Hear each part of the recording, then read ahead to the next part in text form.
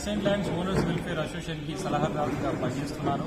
అయితే గత 4 సంవత్సరాల కాలం నుండి ఈ అసైన్ భూములపైన సంపూర్ణ హక్కులు ఈ భూములను కలిగి ఉన్న వారికి ఇవ్వాలని మా శివన్న గారు రాష్ట్ర అధ్యక్షులు, రుద్రరాం శేఖర్ గారు రాష్ట్ర ఉపాధ్యక్షులు, బింగి రాములు గారు మొదలైన వారందరూ కూడా తీవ్రంగా పనిచేయడం జరుగుతుంది.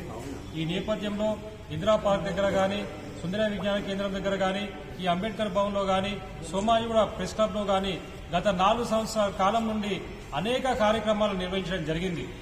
అయితే వీటికి స్పందించిన ముఖ్యమంత్రి గారు గత 15 రోజుల క్రితము ఒక ప్రకటనను ఈ అసైన్ భూములపైన సానుకూలంగా విడుదల చేయడం జరిగింది.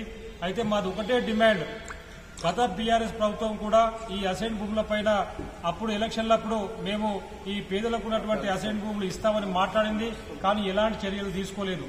దళితులకు 3 ఎకరాల భూమి ఇస్తానన్నది, కానీ ఎలాంటి భూమిని పంపిణీ చేయలేదు. మరి బీఆర్ఎస్ ప్రభుత్వం హయాంలో ఈ భూదోపిడీ అనేది విచ్చలవిడగా కొనసాగింది. మరి అదే పద్ధతిని కాంగ్రెస్ ప్రభుత్వం కొనసాగించకుండా వారు ఎలక్షన్లో ఏదైతే మేనిఫెస్టోలో కూడా ఈ అసైన్ భూములపైన ముఖ్యమంత్రి రేవంత్ రెడ్డి గారు అప్పట్లో స్పందించడం జరిగింది.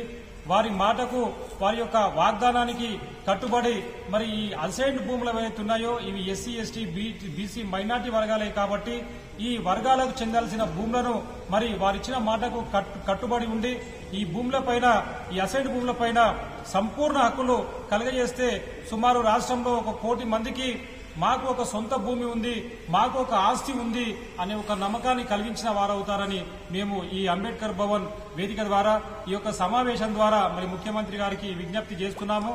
కాబట్టి రాబోయే ఏదైనా మీరు మంత్రుల సమావేశాన్ని, కేబినెట్ సమావేశాన్ని కానీ ఏర్పాటు చేస్తే గనక దాంట్లో ఈ అసైన్డ్ భూముల అంశాన్ని తీసుకొని వీటికి పూర్తి హక్కులు కల్పించేందుకు మీరు మాట్లాడాలని, కృషి చేయాలని మేము assign lands owners welfare association ద్వారా మేము ప్రభుత్వానికి విజ్ఞప్తి చేస్తున్నాం. జై భీమ్, జై భారత్.